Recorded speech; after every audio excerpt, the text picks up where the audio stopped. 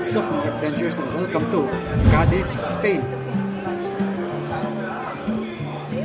What's up mga adventures, welcome to Cadiz, Spain. And nakawala na rin sa hawla ang mga tropa.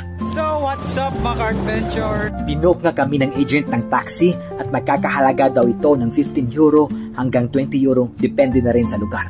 At nadaanan nga namin itong parang Sisilex, napakaganda din tingnan ito mga adventures. Sa mall lang naman yung tirada namin dahil gusto lang namin malapitan dahil paalis na rin yung barko. Kaso dinala kami ng taxi driver sa sentro imbis sa mall kasi hindi rin kami nagkaintindihan dahil hindi siya marunong mag-Ingles. Lumagpas na nga kami sa mall kaya mag-strolling in the city na lang tayo at magpapalit tayo ng pera. Dahil euro dito, $100 mo ay equivalent ng 75 euro sa pera nila. I-explore na lang natin ang sentro nila at maglakad-lakad tayo. Summertime na dito sa Cadiz, Spain, kaya naman mag-bench model muna ang mga tropa. Char!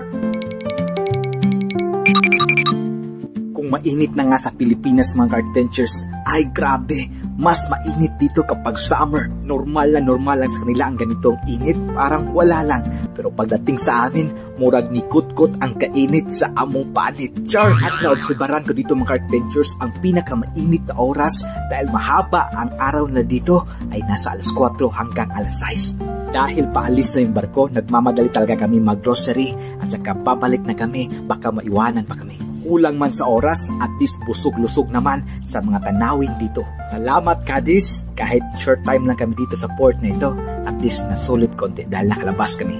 Hanggang dito lang, bye-bye!